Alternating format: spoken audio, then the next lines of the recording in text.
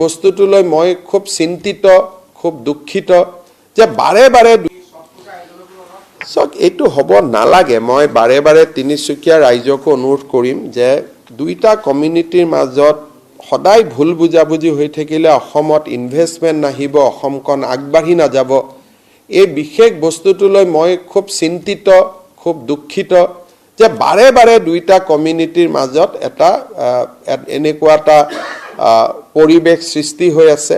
কিছুদিন পিছত মই আমাৰ মন্ত্ৰীসভাৰ জ্যেষ্ঠ সদস্য দুজনক পঠাম যাতে দুইটা কমিউনিটিৰ লগত আলোচনা কৰি এটা শান্তিৰ বাতাবৰণ হ'ব পাৰে।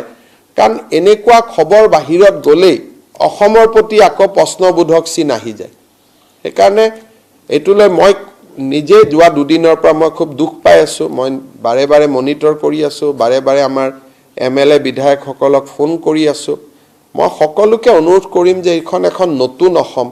ইয়াত এইবিলাক সৰু সৰু কথালৈ কাজিয়া কৰি থকা দুটা কমিউনিটিৰ মাজত তিক্ততা হোৱাটো ভাল নালাগে। পূজা উৎসৱ সকলোৰে ভাল কৰি হৈ যাওক। আমি ঈদতো বাধা দিব নালাগে, নামাজতো বাধা দিব নালাগে, ছট পূজাতো বাধা দিব নালাগে, দুৰ্গা পূজাতো বাধা দিব নালাগে, নাম কীৰ্তনতো বাধা দিব নালাগে। কিবা স্থানক লৈ যদি কিবা অসুবিধা আছে আলাপ আলোচনা কৰি আমি মীমাংসা কৰিম। কিন্তু বাৰে বাৰে এই ঘটনাটোৱে বেলেগক সুযোগ দিয়ে 10টা কথা অসমৰ কাৰণে ক'বৰ কাৰণে।